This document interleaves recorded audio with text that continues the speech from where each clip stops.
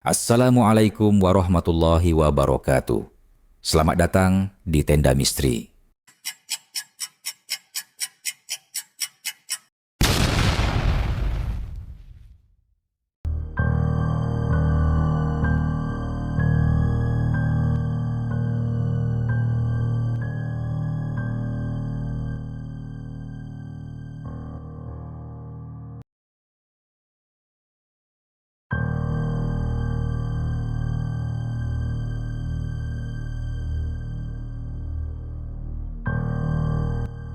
Di pesisir selatan Jawa, ada sebuah kampung nelayan kecil bernama Tegal Bahari.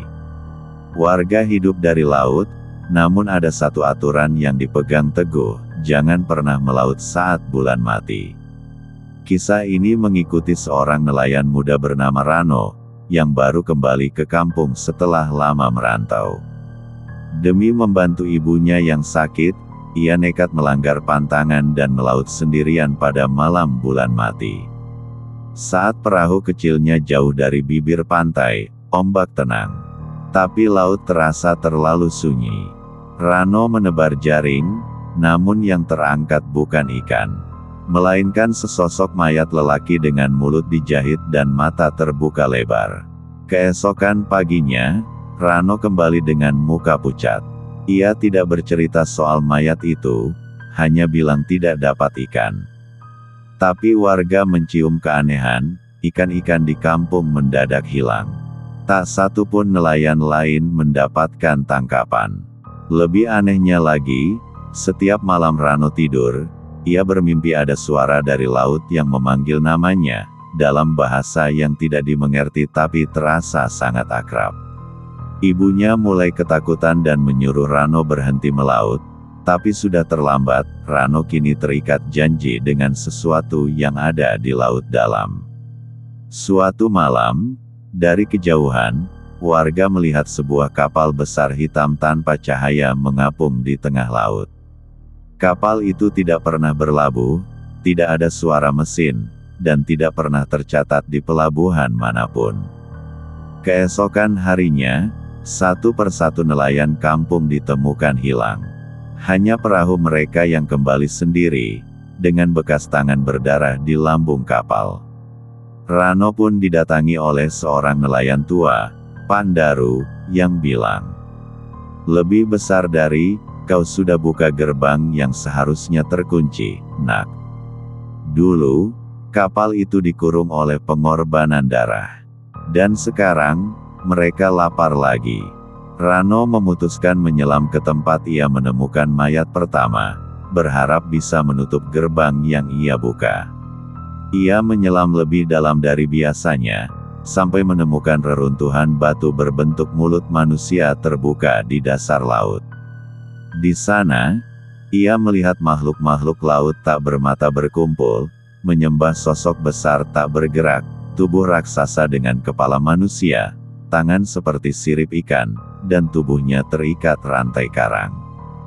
Tiba-tiba, mata makhluk itu membuka perlahan. Rano pingsan. Setelah kejadian itu, Rano tak lagi sendiri di perahunya. Meski tidak ada orang lain secara fisik, bayangan seseorang selalu terlihat duduk di ujung perahu. Suara-suara berbisik saat ia memancing. Ikan-ikan yang ia tangkap kini memiliki mata manusia. Salah satu malam, ia mendengar suara yang sangat jelas. "Lebih besar dari, tebar jaring ke timur, bawa kami ke daratan." Dan saat ia menuruti, jaringnya terangkat dengan keranjang anyaman penuh kepala manusia, semua dengan mulut dijahit. Laut Tegal Bahari berubah merah. Ikan-ikan mati terapung. Anak-anak sakit tanpa sebab. Dan malam itu, kapal hitam akhirnya merapat. Dari kapal itu turun sosok-sosok tinggi berkulit basah, dengan wajah ditutup kain hitam. Mereka tidak bicara, mereka hanya berjalan ke arah rumah-rumah, satu persatu. Dan setiap rumah yang mereka lewati, terdengar suara jeritan, lalu sunyi. Tak satu pun yang selamat. Rano sadar, ini semua akibat ulahnya. Dan satu-satunya cara untuk menghentikan mereka adalah dengan mengembalikan darah penutup gerbang. Rano mendayung kembali ke tengah laut, membawa pisau warisan ayahnya. Ia tahu, ia tidak bisa menutup gerbang itu sendiri. Tapi ia bisa menjadi segel baru, seperti yang dilakukan nelayan terdahulu. Ia menggores tubuhnya, lalu menyelam ke dasar laut, menuju mulut batu raksasa. Makhluk itu membuka mata, siap menyambutnya. Dan saat Rano menyatu dengan gerbang itu, laut mendadak tenang. Kapal hitam tenggelam perlahan, dan malam kembali sunyi. Kini, Tegal Bahari sunyi. Banyak rumah kosong, tapi laut sudah memberi ikan kembali. Namun ada satu syarat, setiap bulan mati, tidak boleh ada yang melaut. Karena jika suara dari laut terdengar lagi, itu berarti segel mulai retak. Dan suara itu akan memanggil satu nama. Rano, Rano, bawa kami pulang. Sudah 2 minggu sejak pengorbanan Rano. Kampung Tegal Bahari tenang, terlalu tenang. Namun beberapa anak kecil mulai mengeluh mendengar suara dari dasar sumur. Suara yang hanya mereka dengar saat malam menjelang. Lebih besar dari, buka, buka, dia belum cukup. Seorang nelayan tua, Pak Darman, mendadak kerasukan saat duduk di warung kopi. Ia menggigit lidahnya sendiri dan berteriak dalam bahasa asing. Tubuhnya mengejang dan dari matanya keluar air asin berlendir, bau busuk laut dalam. Warga mulai curiga, apakah pengorbanan Rano benar-benar menutup gerbang, atau justru membangunkan sesuatu yang lebih besar. Suatu malam, seorang pemancing bernama Budi mendayung ke tengah laut tanpa sadar. Ia ditemukan pagi harinya, terapung di atas perahu yang penuh dengan kerang misterius yang menempel di kulitnya. Saat dibawa ke darat, Budi hanya berkata satu kalimat, berulang-ulang. Lebih besar dari, Rano hidup, tapi bukan lagi Rano. Hari-hari berikutnya, beberapa warga mulai bermimpi buruk, bertemu Rano di tengah laut, berdiri di atas permukaan air, tubuhnya dipenuhi luka, mulutnya dijahit seperti mayat yang dulu ia temukan. Tapi yang paling mengerikan adalah, setiap mimpi itu berakhir dengan Rano mengajak mereka ikut masuk ke laut. Dan satu persatu dari mereka hilang keesokan harinya. Seorang dukun laut tua yang tinggal di luar desa, dikenal sebagai Nenek Kuning, dipanggil untuk membantu. Ia buta, tapi bisa melihat dengan mata batin. Setelah semalaman duduk di pinggir pantai dengan tubuh diurapi garam kasar dan kemenyan laut, ia berkata, lebih besar dari, yang bangun bukan cuma satu, tapi 3 gerbang laut telah terbuka. Rano bukan pengorbanan, dia dipakai sebagai tubuh baru. Nenek Kuning menggambar simbol laut di atas pasir. Simbol itu tiba-tiba meleleh dan menguap. Ia menangis sambil berkata, lebih besar dari, dia sudah mulai jalan ke darat. Malam itu, hujan turun dari arah laut, bukan dari langit. Air asin menghantam atap rumah, dan aroma amis tercium di seluruh kampung. Semua kaca jendela berembun dari dalam, dan saat warga mencoba menghapusnya, mereka melihat bayangan sosok tinggi berjubah laut berjalan dari air menuju desa. Satu persatu lampu padam. Garis air laut menyentuh batas rumah. Dan dari balik gelap, terdengar suara gemeretak jaring dan kayu tua, seperti perahu yang berjalan di atas tanah. Malam itu, seseorang mengetuk pintu rumah Ibu Rano. Pelan, tapi keras. Tok, tok, tok. Saat dibuka, tak ada siapa-siapa. Tapi di depan rumah, ada sepasang sandal Rano yang penuh lumpur laut. Dan suara dari kamar terdengar. Lebih besar dari, Bu, aku pulang. Ibu Rano menangis, membuka pintu kamar. Dan di sana, berdiri sesosok tubuh Rano, dengan wajah membiru, mata putih, dan mulut tertutup benang laut yang bergerak sendiri. Nenek kuning memimpin ritual terakhir. Ia mengajak beberapa warga naik ke Gunung Kapur, tempat yang menurut legenda adalah penjaga gerbang ketiga, tempat penyegel roh air kuno dari masa sebelum manusia. Di puncak gunung, mereka menemukan kolam tua tersembunyi. Airnya berwarna hitam pekat, dan mengeluarkan bau seperti bangkai ikan bercampur belerang. Nenek kuning membaca mantra kuno, namun tiba-tiba langit bergemuruh. Dari dalam kolam, keluar tangan-tangan manusia yang membusuk, meraih siapapun yang dekat.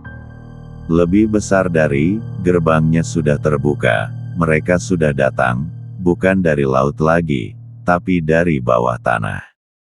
Salah satu warga ditarik masuk ke kolam. Suaranya hilang, diganti tawa dalam bahasa asing yang menggema dari dalam perut gunung.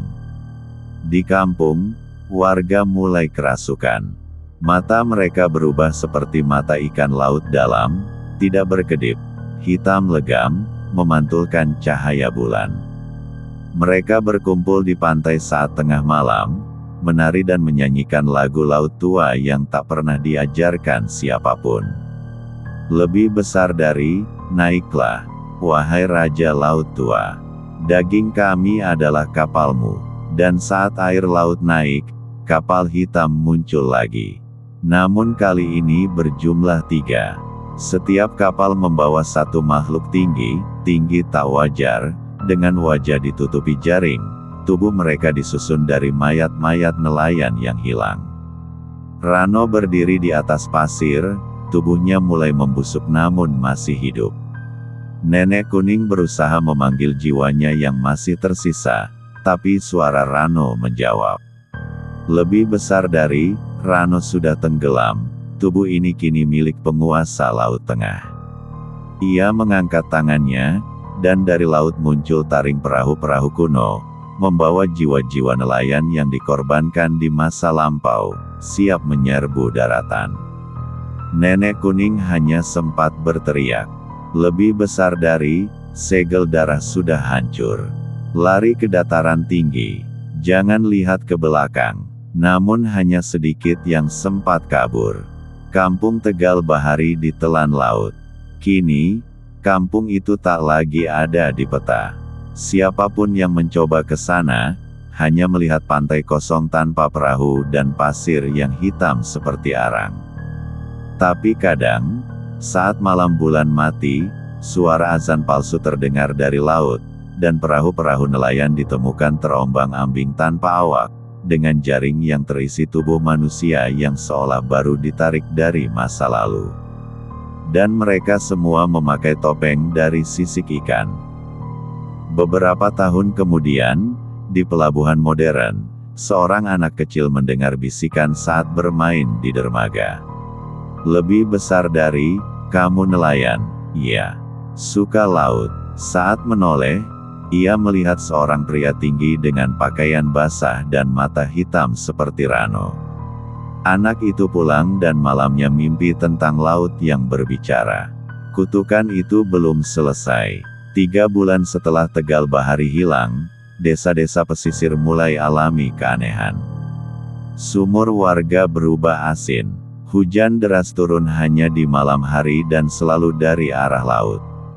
Tapi yang paling mengerikan, air laut mulai naik, bahkan tanpa pasang. Air menjalar diam-diam lewat selokan, menyusup ke sawah, masuk ke parit. Dan dari situ muncul ular-ular laut bersisik logam, menggeliat seperti mencari jalan. Di kota kecil pesisir bernama Sabrang Wetan, seorang penjaga mercusuar tewas ditemukan tergantung di menara, tubuhnya kering seperti dijemur bertahun-tahun, tapi matanya masih basah seperti habis tenggelam. Fenomena aneh muncul. Beberapa warga memotret mata besar yang muncul di langit malam, terbentuk dari awan, dan meneteskan air seperti tangisan asin.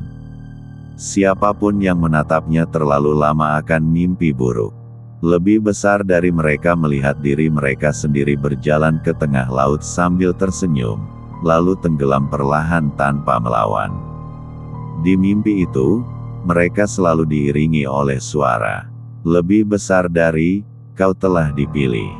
Tubuhmu, untuk dia. Satu demi satu yang bermimpi itu hilang secara misterius. Kisah horor mulai menyebar di kota-kota kecil. Beberapa rumah warga yang dekat pantai mulai ditemukan dengan lumpur laut di lantainya, meski rumah itu tak pernah kebanjiran. Dan di depan pintu, selalu ada terompah kayu basah, seperti milik nelayan. Beberapa orang yang penasaran dan nekat membuka pintu saat malam, mendapati sosok basah berdiri di kejauhan, mengenakan topi anyaman dan pakaian compang camping, dengan jaring penuh potongan tubuh manusia di tangannya. Sosok itu tidak bicara, tapi jika kamu menutup pintu, akan terdengar suara napas berat tepat di belakang telingamu. Mereka yang selamat dari mimpi laut, mulai melihat Rano di cermin. Wajahnya muncul bukan di belakang mereka, tapi menggantikan wajah mereka sendiri. Mereka mencoba berbicara, namun cermin menunjukkan bibir Rano yang dijahit, dengan darah menetes dari sela-selanya. Rano akan angkat tangan dan menunjukkan 3 jari, tanda 3 kapal masih belum menyelesaikan tugasnya. Siapapun yang mencoba menghancurkan cermin, akan tetap melihat pantulan Rano, bahkan di air, di sendok, di mata orang lain. Kini, laut tidak lagi bernama Samudera. Ia menyebut dirinya Samaara, sang tubuh raksasa yang selama ribuan tahun tertidur. Samaara lah yang memakai tubuh Rano. Dan ia tidak sendirian. Ia punya anak-anak air, makhluk-makhluk kecil berwujud anak manusia, tapi tubuhnya penuh sisik dan tulang lunak, dengan suara tawa tergenang air.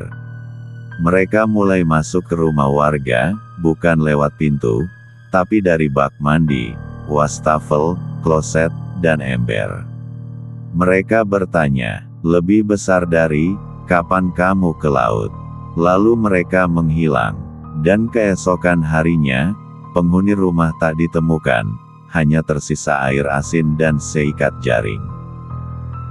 Semua orang mengira hanya ada 3 kapal kutukan. Namun pada malam gerhana laut, fenomena yang hanya terjadi setiap 200 tahun. Kapal keempat muncul, lebih besar, lebih sunyi, dan lebih gelap dari semuanya. Di atasnya berdiri Rano, tapi tubuhnya kini setinggi 3 meter, berlumur lendir laut, dengan wajah manusia yang berubah setiap detik, seakan disusun dari ribuan jiwa yang dirasukinya. Ia bukan lagi Rano, ia adalah wadah Samaara, lautan yang hidup, dendam purba yang kini bangkit. Lebih besar dari, kami bukan datang untuk membunuh. Kami datang untuk mengambil kembali dunia, yang kalian rampas dari laut.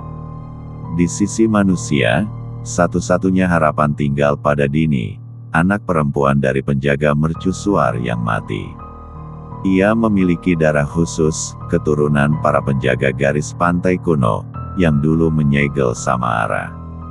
Dini membawa pisau tulang ikan duyung dan kitab tua dari nenek kuning yang sudah tewas terbakar.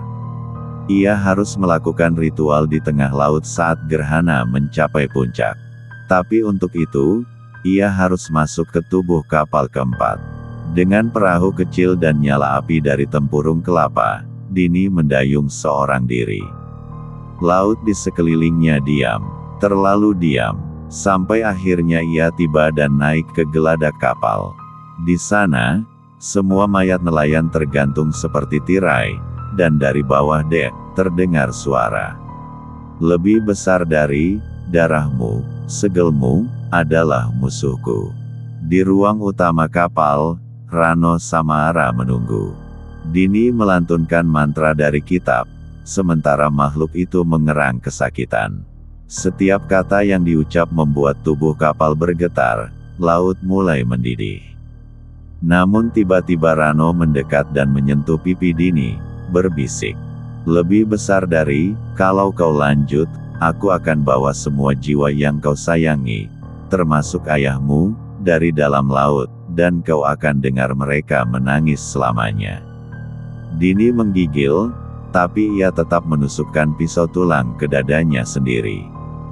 Darahnya jatuh ke lantai kapal, dan simbol tua Dide menyala membakar seluruh ruangan. Kapal keempat terbakar dari dalam, meledak bersama suara ribuan teriakan. Rano menatap Dini untuk terakhir kalinya, dan tersenyum. Lebih besar dari untuk pertama kalinya sejak ia hilang ke laut. Pagi harinya, laut kembali normal. Air jernih, ikan kembali, pantai tak lagi berbau busuk. Namun tubuh Dini tak pernah ditemukan. Beberapa warga percaya, ia hidup di alam laut, menjadi segel baru. Yang lain bilang ia mati, tapi jiwanya berjaga, seperti nenek kuning dulu. Namun satu hal pasti, laut tidak pernah benar-benar diam. Dan di malam-malam tanpa bulan, jika kau duduk di dermaga, kau masih bisa dengar suara jaring ditarik perlahan. Dan bisikan, lebih besar dari, "Kami akan kembali," saat dunia lupa siapa pemilik lautan sebenarnya.